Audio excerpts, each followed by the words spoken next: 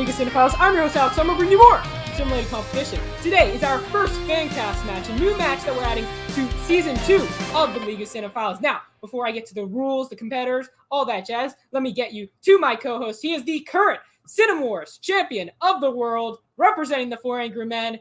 It's Quick Draw Dave. Dave, how are you doing today? What's going on? I missed a memo to bring some sunglasses, so I put on a nice Kelly Kapowski shirt. Feels good to be on this side of it this week, though. Of course, yeah. Don't have to worry about getting eliminated or anything. But anyways, let's get straight to it. So you're the current Cinemores champion. I can call you that now. Before I can announce you as that before every time you enter the arena. But as the current Cinemores champion, as the person who's going to be helping me decide this matchup, what are some strategies that you took into your match, your winning match, and you think that the competitors in this match should be taking into the match as well? So obviously you want to make a strong first argument, of course. That's how you want to set off. But I think the most important thing is your counter argument. How you defend a counter argument will eventually decide whether you move on, how many points you get, and that's what I took into Cinema Wars.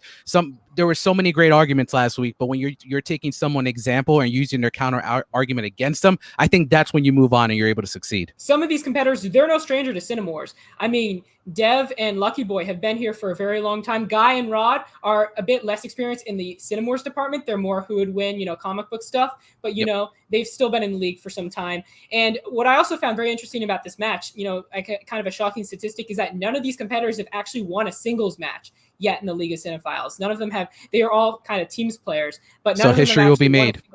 Yeah, I know. We're going to add a first ever, one of these players will win a singles match for the first time. Dev, I think he's the individual who needs this the most, considering he was on the first Cinemores ever, 1,000 years ago. But he should be the favorite coming into this. But I mean, out of the four competitors, Lucky Boy has been the closest to actually winning a singles match. In his first Cinemores match, he came second place out of 6 competitors. And then you have Rod and Guy, who are more comic book focused. There are going to be some comic book questions in this Fancast match. So it's going to be very interesting to see who comes out on top.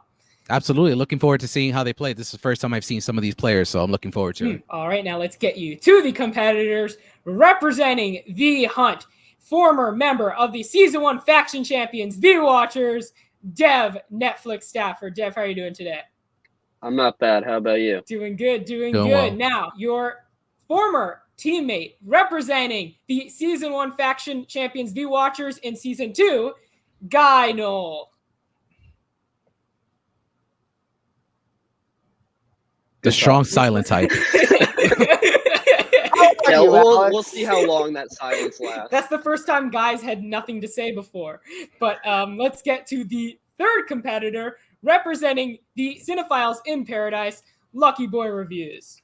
Yeah, this strong silent guy is kind of freaking me out. I don't know if this is all new tactics for Season 2 or what's going on, but He's playing mind games with us. Yeah, he is. He's already in my head. And now let's get to the fourth and final competitor representing Gone with the Win. It is Rod, without Ben this time. Yeah, without Ben, but yeah, I'm not liking this whole quiet guy thing. I've had nice shouting matches in the past. This is new, so. All right, so let's get to the rules. As we all know, this is a new match type, so the rules are as follows. Like we mentioned, there are going to be 4 competitors. There are going to be 4 rounds as well. In each round, there's going to be a certain character or characters that the individuals in the match will have to find actors that they think would be able to portray those characters or character on the screen the best. And then once they come up with those characters after the 1 minute of prep time, they're going to have their opening arguments, and then they're going to freely debate, rebuttal, that kind of stuff. And then after each round is over, Dave and I, as the 2 people who are not in the match, will grade each argument from a scale of 1 to 10. And then at the end of the 4 rounds, the person with the most points will win the match. Let's get to round 1. Okay. Spider-Man. Obviously, you can't choose someone who has already been Spider-Man. You have to choose someone who has never been Spider-Man before. And then make sure you have a backup plan just in case, because we're trying to avoid kind of duplicate answers. All right, well, I'll start then, because I don't want to find a backup option. I chose Donald Glover. He's just the perfect Peter Parker. He has the nerdy background, and we've also seen, I swear I will talk about people other than Community today. Yeah. But So Community proves that he does have the comedic background. He's done some amazing stand-up. So we know that he can do the quips of Peter Parker as Spider-Man, but he also grew up a nerd that was bullied a lot. And so he has just, as a person, he is Peter Parker in a way. Donald Glover does kind of have that lanky body structure that I feel would work really well for someone who's literally swinging from buildings all the time. I went with Logan Lerman. I kind of see him more of like is Spider-Man more like kind of developed, already been through like a few years. Like I saw this show with him called Hunters, and in it he lost his grandmother was killed. He wanted to join this group of people to avenge like his grandmother and many other members of his family. And he just had this kind of vibe off, this kind of vigilant. And Spider-Man's not really much of he's more of a hero. But he has this great vibe of like, you know, growing into something. Well, you took mine. That was Logan Lerman was one of it. But my backup is Nick Robinson. So Damn it, dude! What the hell? Yeah, he's almost. That was great. I mean, Logan Lerman was solid because I've literally think of like Perks of Being Wallflower. It's almost the character transitioning into Spider-Man, kind of that tall, lanky, awkward kid, and you're kind of waiting for him to like almost like find that confidence to become a superhero. He's young, relevant. Well, I want to thank Lucky Boy for having my pick. If this was elimination round, I'd be going after you first, but it's not elimination. I chose Dylan O'Brien. He was my backup. I wasn't too big of a fan of Dylan O'Brien until I saw him in American Assassin. That's really bad action movie he did with I forgot the other Michael Keaton. Michael Keaton? Yeah. Mm-hmm. But he showed off some action chops. I was like, okay, this guy can pull off a pretty. The action chops would be in a Spider-Man film. And then he did this movie last year, which I think you guys saw, called Love and Monsters. Mm-hmm. He can pull off that nerdy kind of shy vibe a little bit. And I know he's been in other films like Maze Runner. I'm not too big on that franchise as a whole, but him in those movies, I feel like he's pulled off a pretty solid leader. I'll start by making some enemies. So I'll just go down the list. So Logan Lerman, not a bad option, but for me personally, I see him as a little bit more of a scrawny actor. I mean, Perks of Being a Wallflower is probably his best role, and like that's not a very Peter Parker type vibe. That's kind of like an inconfident, like I don't see that kid throwing a punch. Nick Robinson, that as soon as you said that, I was like, that would work, but I thought about it a little more. It's like he's already had his attempts in action with Jurassic World and Kong Skull Island, and I don't feel like he really worked in any of those action scenes. Love Simon is hilarious, but it's mostly because he's the voice of reason around all the jokes.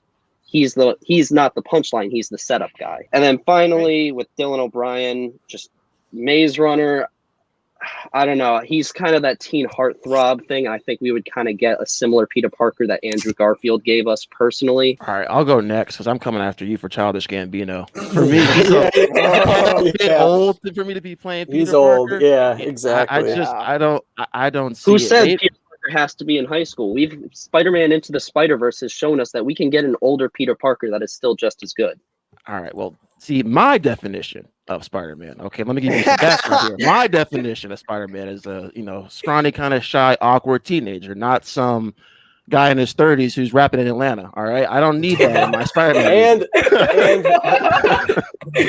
All right. This is America. He showed his body off there too. He's a little flabby, like not super in shape. I don't see him really crawling on walls. I don't need my Spider-Man drinking Henny with fire and every head. But a few years ago it would have worked, but not today. Ben Affleck got cast as Batman, and it works. That's one of the few things in the DCEU that works.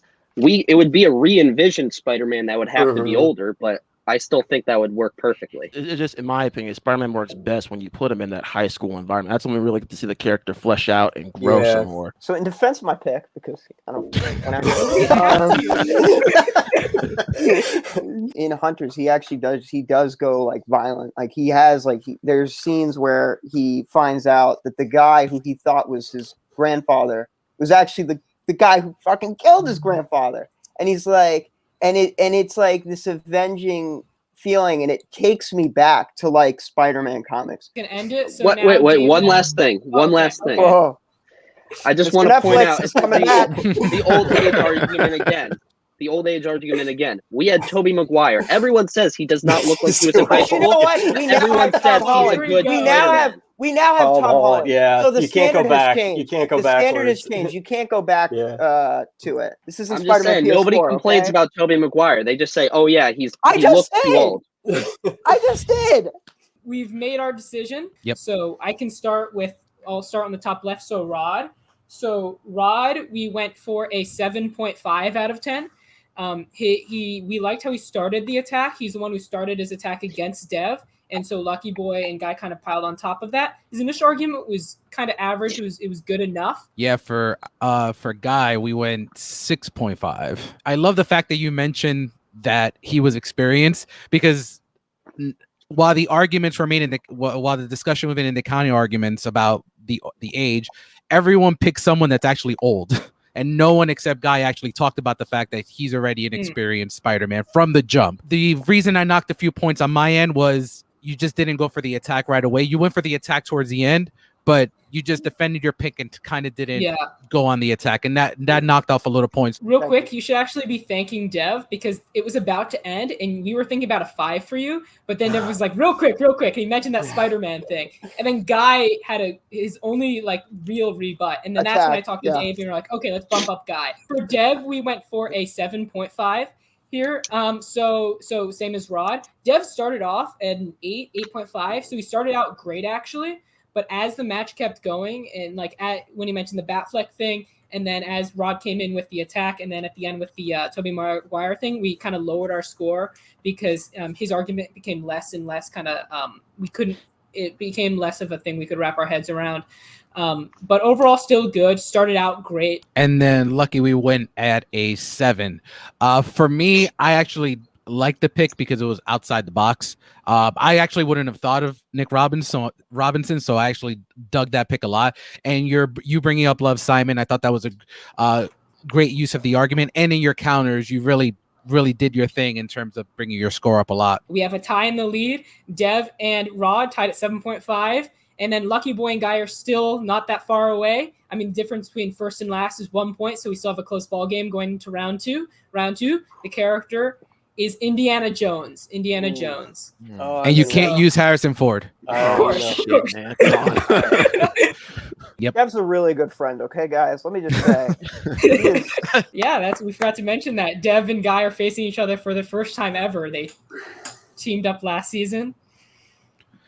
And this one should be interesting. I actually like that you went with Indiana Jones. There's a lot of great options here. Yeah, but there's only one I want to see. And we ended with Rod, so Rod. Oh shit! gets Don't go to the me first. chance. I need my backup. Hold on. Oh, well, actually no. Oh, Okay, I'll Now go you ahead. don't Go. need your back. No, I'll go first. Yeah, hold on. Wait. Yeah, I'll go first. Like if you can ruin Lucky Boy's day. Yeah. Mine is Chris Pratt. Chris Oh, Pratt is. I knew it.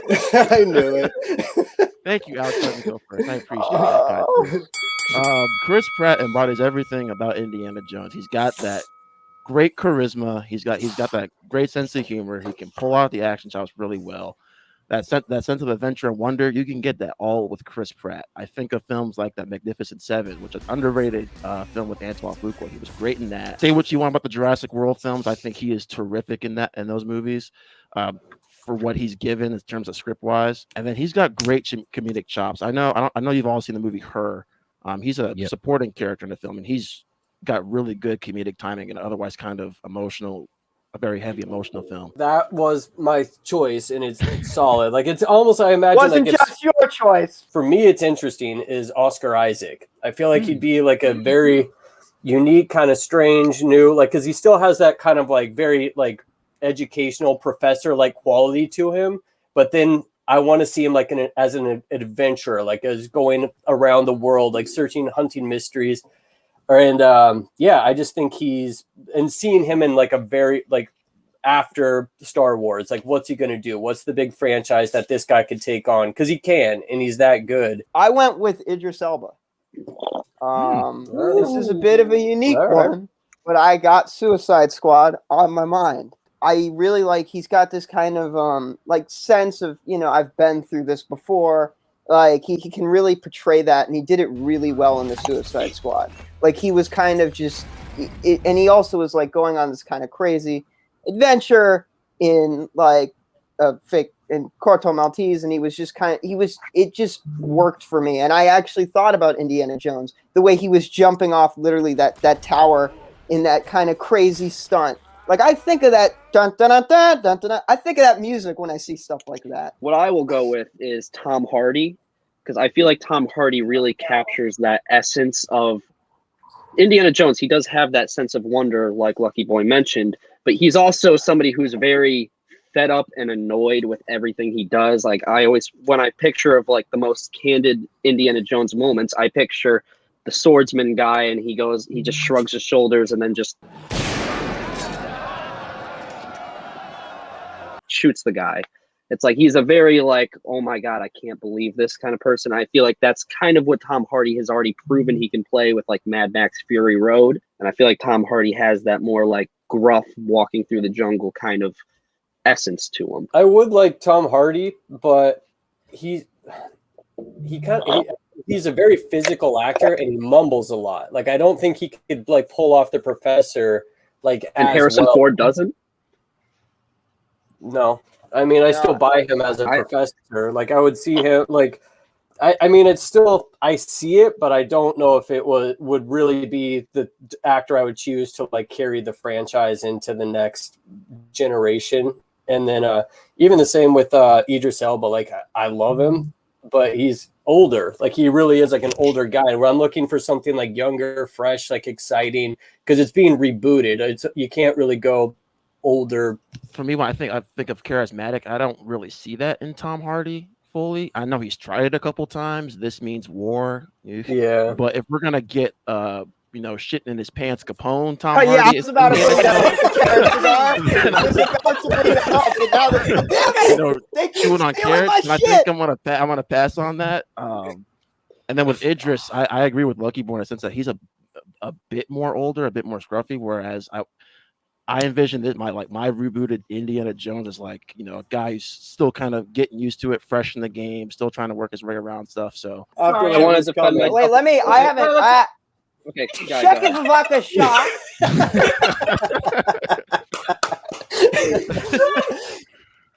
Let me just say, I would never see Tom Hardy in a million years as Indy. I see him as the skinhead who got his head chopped off by the plane. Like that's what I see Tom Hardy as. I just see when I see Tom Hardy, I will break you. That's what I see. I can't imagine the guy as Indiana Jones. He's too big. Oscar Isaac, it's tough for me to see him as it as well. I think Oscar Isaac is great. I loved him in the Star Wars movies. I thought he was one of the stronger bits. But then I also look back to The Last Jedi, where he was, a bit wimpy and kind of just. I don't see Indiana Jones like that. You guys all attack me for Tom Hardy, but keep in mind that was my third choice. You guys already took Chris Pratt and Oscar Isaacs off the board. Compared to Chris Pratt and Oscar Isaac, I will admit I think both of them would be a better Indiana Jones than Tom Hardy. I just had to go with something different. Like I brought up James Bond. I see Idris Elba as closer to a James Bond than an Indiana Jones. And like I said earlier, I see those characters as a kind of opposite ends of the same spectrum. All right. Anything final from Guy and Rod, and then we'll end it. Anything? Is it? Okay, let's end it there. Yeah, let's end it there. I'm good. Okay. I was holding my breath too long, and my brain was starting to cut out. Shutting off. Yeah. Dave, you want to start with the first score? Yeah, so we're gonna start with Dev. So we went 5.5 on Dev. So I will say, I agree with the other guys. I don't see Tom Hardy in that role, but you made a really good start to your argument in defending that. But essentially, you conceded as a third choice in your counter argument. So for that, we had to bring you down because I wish you would have just gone all in on Tom Hardy. It may have been your third choice, but you shouldn't have let us know that was your third choice. For Guy, we went for a 7.5. His initial argument for Idris was good. We wish he defended Idris a bit more because it would have been easy to defend him considering he's playing, guys like Bloodsport, and he's able to do the action stuff in that, and nobody's worried about him being too old in that. With Rod, we also went 7.5. So you had the easiest choice, but I want to give you a lot of credit for bringing movies that maybe a lot of people wouldn't have brought up in your argument, because I love her. I love that you brought that as an example. I love that you brought up Magnificent Seven as an example. The reason we brought your points down on my end is comedic timing as what it is. I wish you would have brought up Parks and Rec, because he's actually really funny throughout the entire series. So Lucky Boy, we went for an 8 on that one. Lucky Boy, I thought he was our MVP for that round. Yep. His initial argument, I mean, despite the fact that he had Chris Pratt, he defended Oscar Isaac really well as well. And then he started off the his rebut against Dev, like his initial one against Tom Hardy, was very strong. The scores as of right now, we have Dev at the bottom at 13. We have Guy in third place at 14. And then we have Lucky Boy and Rod tied at first place, both at 15 points apiece. As we get into the third round out of 4. Again, very tight match so far. Yep. So let's get to the third round. Yeah, Rod and I keep stealing each other's answers. So this one is going to be the leads of a Face Off remake. Face Off. Whoa. Face Off, like John Travolta, Nicolas Cage? Oh. Yeah. Okay. I just leaned into the whole just ridiculous. Like, if it's going to get rebooted, I want it to be ridiculous. Like, I want it to be full on self-aware, just like Peach. I could eat a peach for hours. Like, and I imagine Bill Hader and Adam Driver. I don't know. Are you serious right now? What the actual? Are you kidding me? No way you got both of those. Right here, buddy. What the hell, man? We're on the same page, man. I wish you lived closer to me. We'd be BFF. Did you have a backup, Rod? I have 3 backups. Thank God. Oh, thank God. Thank God. Let's go to. I did Chris Evans and Robert Pattinson. I did. I went with the woman face off this time. I went with the other gender. So I did Charlize Theron and Melissa McCarthy. You had me on the first one, man. When you said Charlize Theron, I was thinking like Nicole Kidman, maybe. No, I'm going out there with this one. Let's go to Guy. I went with. Oh fuck! I went with Jake Gyllenhaal and Tobey Maguire. Okay. Terrible. Right, I know. Let's go to Lucky Boy first. Face Off from the 90s. It was like one of just a staple for like a classic John Woo. Like when I was a kid, like watching action movies, and it's ridiculous. Like, I mean, Nicolas Cage that was the first time I kind of really saw him go full Nicolas Cage, where he's like just says ridiculous lines. He's like over the top. And when him and Travolta switch, it's like he just is nuts. Like, and I imagine like a Bill Hader being a very like comedic version of that, just like amping it up to the next level. And then Adam Driver's like a good counterbalance because he still kind of be ridiculous, but he's also has the more John Travolta like weighted, like, oh my God, my face is like there's a seriousness to it that still you need some believability, but it's also such a ridiculous concept that it's like the counterbalance had to kind of be there. And then the body structures are kind of similar where you might be able to believe that like it's dude, they literally take each other's lives. Like one dude goes and lives with the other family, like with his wife and kids and stuff. So you like it's crazy. It's a crazy movie. So when I'm thinking of what made Face Off work so well, yes, it is the absurdity, but for me it's also about two actors who are famous for their Nicolas Cage-isms, their John Travolta-isms. And they played off of each other by trying to replicate each other almost comedically, and they kept pushing each other back and forth. So that's why I'm thinking about two of the biggest actors right now that people know stuff. Chris Evans, all the stereotypes he has from playing Captain America. Robert Pattinson, all the stereotypes he has from playing Edward. Both of them have already shown their diversity of playing more insane roles, like Robert Pattinson, The King, The Lighthouse, Good Time. He's proven that he has a lot of diversity, and I think he could play off trying to make fun of Chris Evans as Captain America. Let's go to Rod now.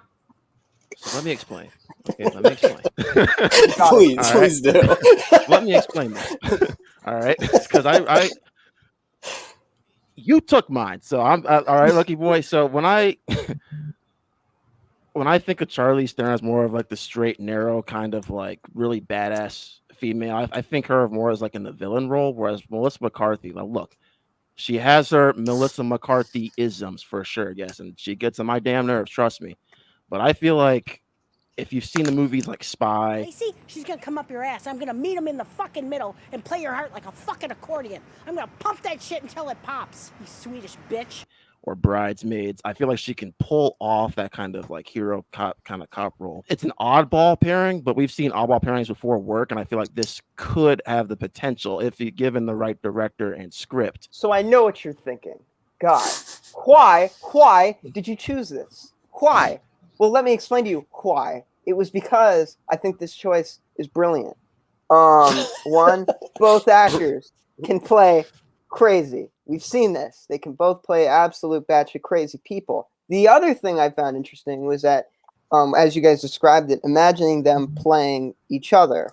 And I thought about in Spider-Man 2, when Maguire injured his back, he was supposed to be recasted with Jake Gyllenhaal. So I kind of thought about that, and I was like, holy shit, this guy they could totally play each other. It could be interchangeable. All right. So I have to acknowledge the Melissa McCarthy right away, Rod. First of all, Melissa McCarthy in beloved remakes. Ghostbusters, that's one strike for me already. Yeah. Melissa McCarthy playing against. Okay. Melissa McCarthy playing alongside an acclaimed actress. We saw that in Thunder Force. Didn't work.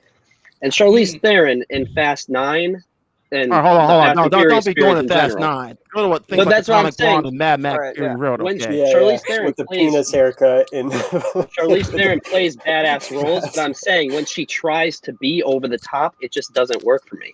Fast 9 is like all switch Fast and bodies. Furious. No one's gonna believe the two of them could like switch places in life. Yeah. There's that No too. offense, but it doesn't really. I mean, no offense if Melissa McCarthy. I'm so sorry. I'm a big fan. That's already. I'm like, imagine I don't imagine think it works. Charlize Theron's face being stretched over Melissa McCarthy's white ass. No, hey, I wasn't gonna go there. Okay, look, I wasn't going there. All right. You can't but that's what happens. That's they literally cut off their face and put it onto the other person's face. No. 2021 technology's advanced now. We can make it work. If somebody One sees defense- I mean, it would be McCarthy- hilarious. It is a movie I McCarthy want to has- see for sure. Like, I do want to see that movie. I swear, No. if Melissa somebody- McCarthy has lost weight, and Charlize Theron proved in Monster she can gain weight. That's the one defense I will give that.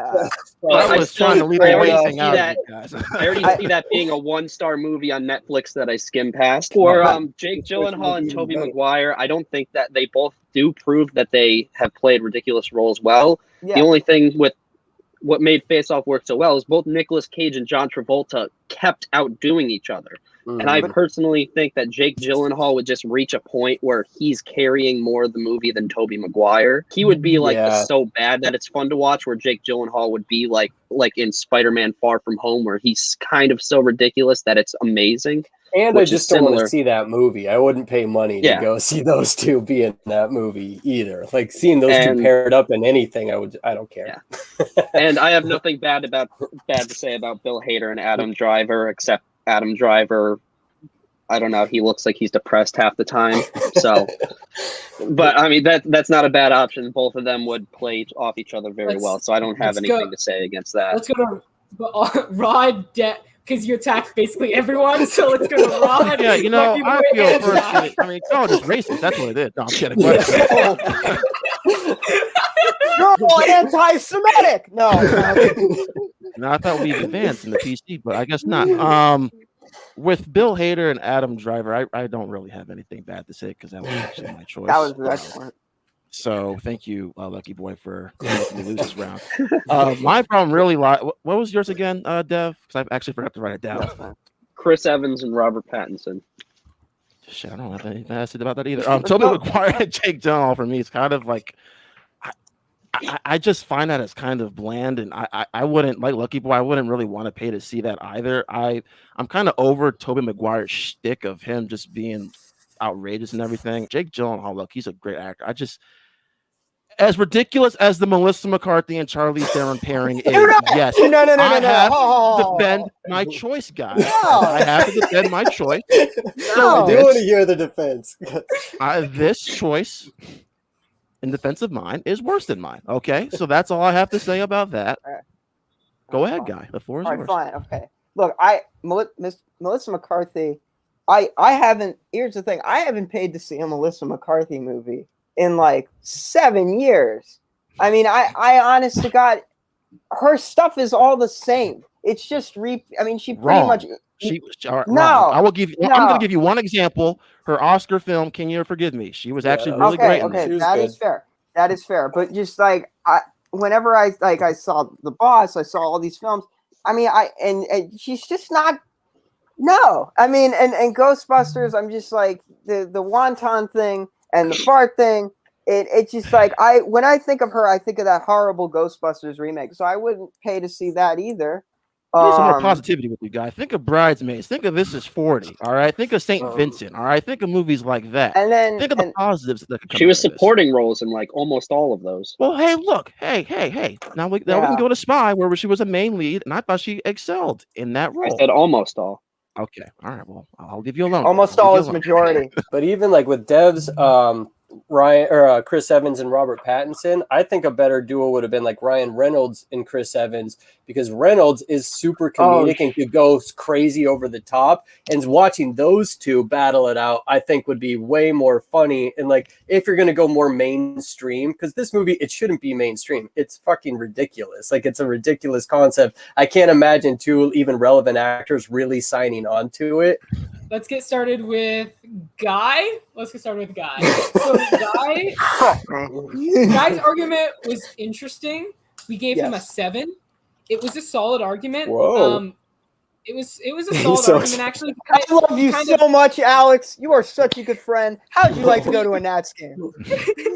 we weren't a huge fan of the pick, but then when he came up with the Spider-Man 2 example of when Jake Gyllenhaal was supposed to step in to Tobey Maguire's shoes, that was a great example. That kind of sold us. Again, his rebuttals were kind of weak. We wish he kind of went after some of the individuals more, like went after maybe Dev or Lucky Boy more than rather going after Rod.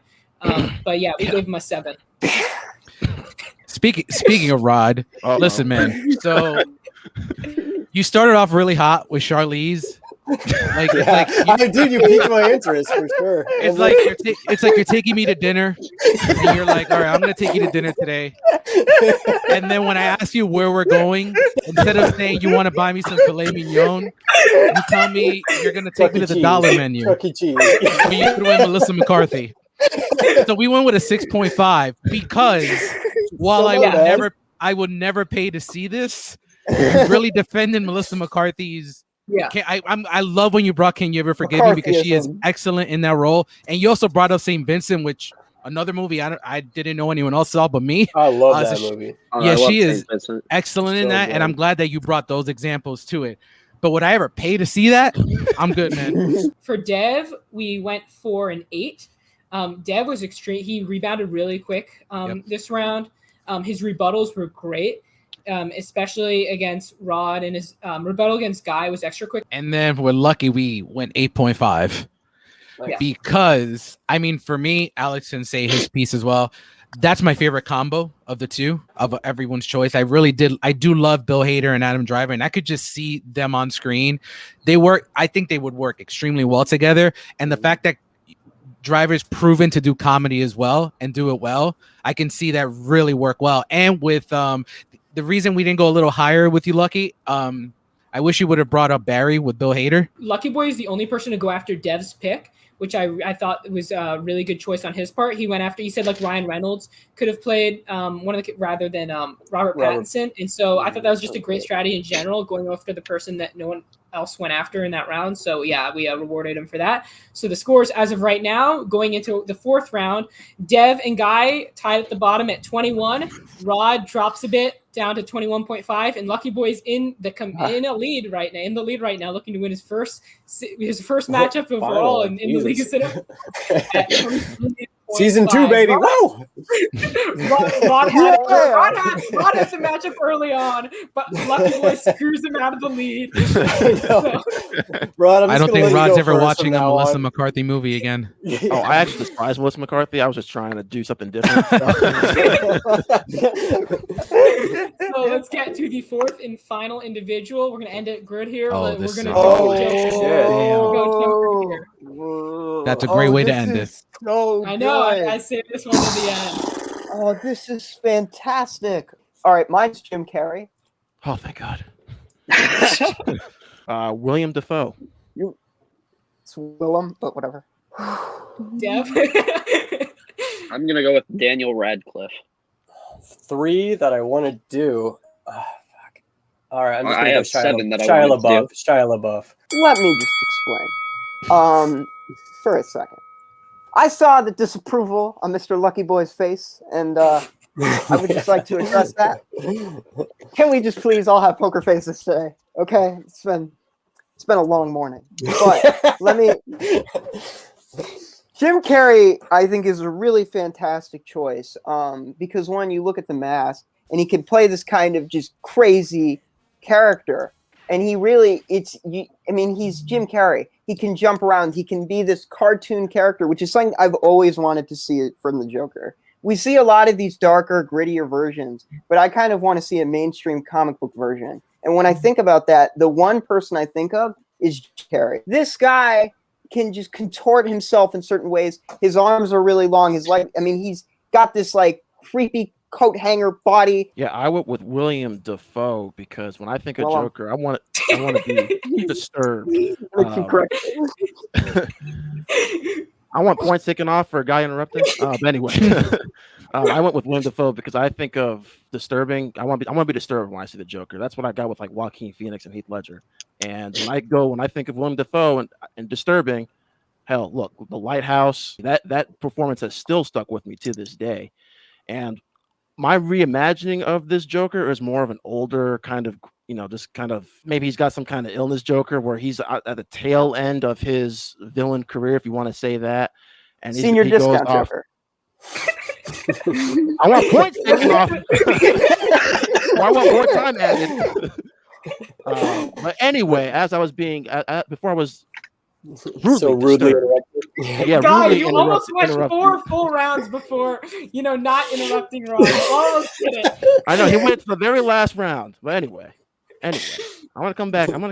Anyway, this white guy, and then of course we've already seen him play a disturbing villain in the Green Goblin with Sam Raimi's Spider-Man, and he's easily the best part. I'm gonna say easily. Doc Ock is a great villain, but he's one of the best villains, period, comic book wise, because of his very haunting, menacing performance. The reason I went with Daniel Radcliffe is when you're bringing a new Joker to the table, you look at what Heath Ledger did, you look at what Joaquin Phoenix did. They all took the character in a new direction that was still true to the essence of the character. And we've seen it become more and more grounded over the years. Whereas I feel like we need the Joker to be taken in another new direction that takes it back to the absurdity and kind of comedic clown that the original comic was. And I look at what Daniel Radcliffe has brought to the table these past few years in his acting career. You look at Now You See Me Too. He was probably my favorite part of that movie just from how ridiculous his performance was. Swiss Army Man, he made a dead body grounded and hilarious. And then you look at something like Guns Akimbo, where he was so disturbingly amazing. So I picked Shia LaBeouf just because I almost think he's almost built for that role. Like when I think of the Joker, I think of crazy, but I almost think of like fragile too. Like when you see like just his eyes like start welling up, like you just don't know what this dude is capable of. Like he's like the spectrum of like all emotion from like manic highs to manic lows. And when I think of Shia LaBeouf, that's kind of how I think of him. Like I think of him as just like this capable of anything. Even with Daniel Radcliffe, I'm like, Shia LaBeouf almost seems like a better version of even that type of Joker that could be young and relevant and is just so.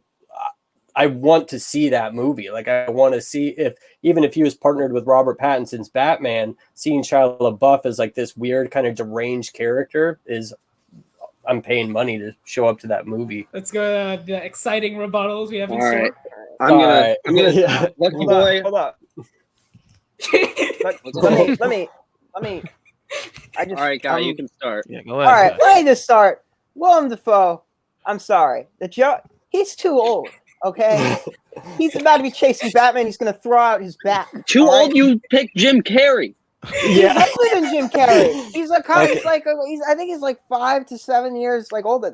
He's in his 60s. Jim Carrey's in his 50s still. So like and Daniel Radcliffe. I'm sorry, I can't see like Harry Potter fighting Batman. As all right, crazy that's Joker. not gonna It's true. That's not happening with me. The thing about Joker, is you can always feel this sense that he is a little older than Batman. Not old enough to get the senior discount, as I said, with Willem Dafoe, but he is like, he has to be a little older. He always kind of has somewhat of a leg up. And with Jim Carrey, you've seen him in the Truman Show where he can express these insecurities and this mistrust. It kind of spirals him a little crazy in the middle of it. And it really reminded me of Killing Joke.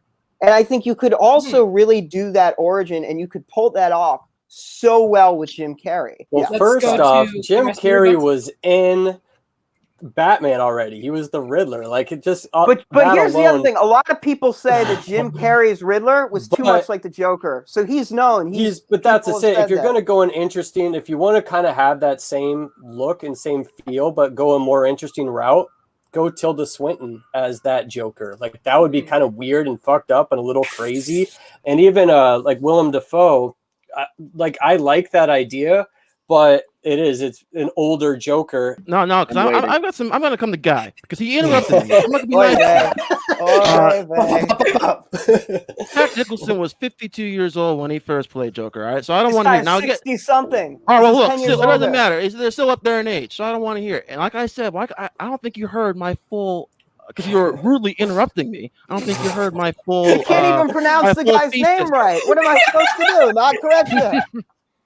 Quiet you. Anyway, I'm just gonna let you be I'm going ignorant, for a more okay, older, Rod? more grizzled Joker. You said you guys want something new, something different. So I think a more older. We've never seen that before. I want to see a more older Joker. What's he like in his later years? Yeah, so we've seen Joker running around causing chaos, but what's he like if he's just behind the scenes? I want that kind of Joker.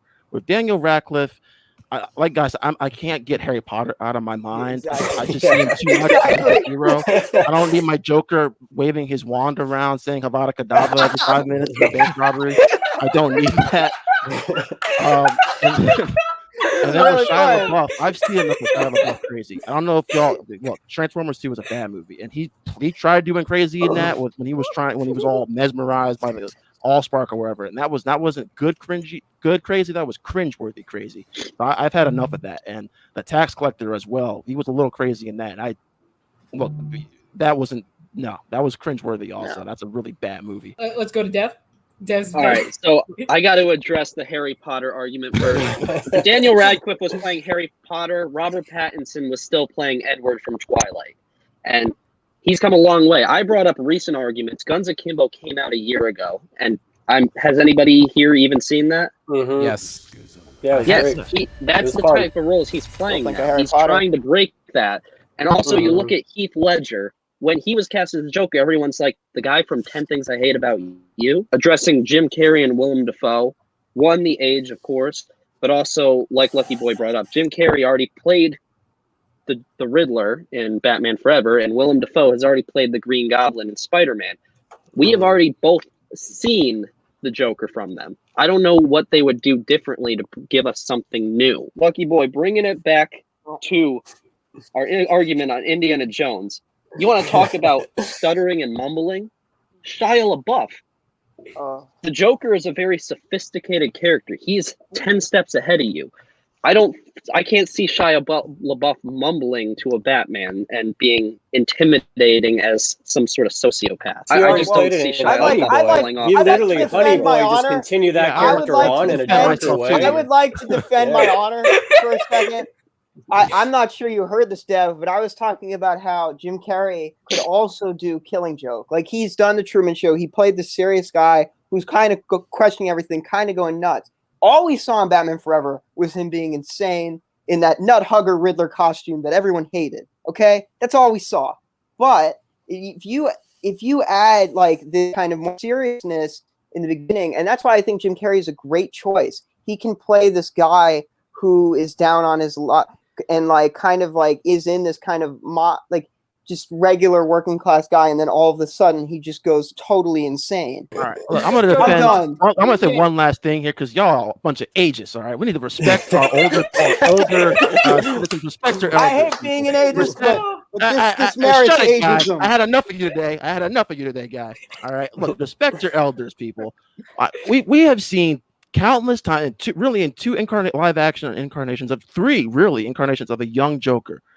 Y'all want something different? You want a baby Joker? Because we can go get a 9-year-old Joker, or we can get a more grizzled, seasoned veteran. Really, just to kind of defend my choice is when I watched Honey Boy, and I'm watching Shia LaBeouf kind of play his father as that clown. Like I almost imagine it just getting darker and darker, and then moving that same character into this other world where you're like, holy shit, this could get super creepy, really weird. So like that's gonna end it there. Yeah. Dave and I have a lot to talk about. Yeah. This was my favorite argument. This is by far my favorite argument. We're finished. We have a decision. Okay. Dev, So why don't you? We'll start with you. Why don't you All right, run? so I didn't win. Dev, yeah, I think you knew. The pick was really off. We did not like the pick at all. Yeah, so it was really, yeah, you go ahead. No, yeah, so I didn't like the pick at all. Alex made a good point. While your ledger is always a strong argument, it's just been used so much. But you were getting eviscerated with the Harry Potter stuff. You could have put the kibosh in that with one quick thing. Character-wise, the Harry Potter character has already taken down an even bigger villain in terms of like the guy has magical powers in Voldemort. So you could actually just use that argument against them. That might be more Yeah, let's go 6. Let's go 6. Poor Deb. Sorry, Deb. I felt like I did well on this one. So with Rod, we went 7.5. Yeah. So Defoe would have been great like 25 years ago, but Another ageist. no. I'm actually going to talk about that. I'm actually going to talk about similar to Dev with the he could have put the kibosh on that relatively quick. You could have done the same. Old Joker has already been portrayed in an excellent way in The Dark Knight Returns. And then also the Arkhamverse, like the Joker in that he's pretty old. I mean, at least they don't reveal his age. He does look old. Lucky Boy's score, we went for a 5.5 on that one. Not his strongest debate. It wasn't terrible, but also there wasn't a lot of defense for Shia LaBeouf, not a lot of examples. Probably his weakest out of the 4 so far, but not terrible. And then for Guy, maybe his strongest so far. Could have been a bit better, but we've decided to go for an 8 for Guy, which would bring the score to, the suspense is killing me.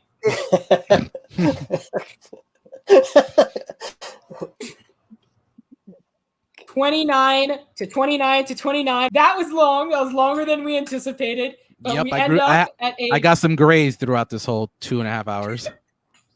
We ended at a 3-way tie. Unfortunately, for all you watching, I know you wanted a conclusion. Maybe in a future video we'll get to a definitive conclusion for who here is best when it comes to fan casting. But what do you think as we get to the finale, a 3-way tie between Rod, Lucky Boy, and Guy? This in general, was tough. their performance. It was excellent. I thought all 3, as you see by the scores, it was so close throughout the entire way through. So I thought Lucky had it until the Shia LaBeouf conversation started. I really wasn't a big fan of that. But outside of that, I think he had a really strong match. Yeah, so what will happen here in terms of points, each faction will split the 4 points. I guess it's going to be 1.33 for each faction. I don't know if that helps, but that's what's going to happen. That's going to do it here from the League Files. In our first fan cast match, we have a 3-way tie between Rod, Guy, and Lucky Boy. If you haven't already, please like the video, subscribe, hit that bell icon, and get fun on all our latest simulated competition. Make sure to follow all the individuals in the match on their respective pages. The links for those will be down in the description below. Thank you for watching. Ciao.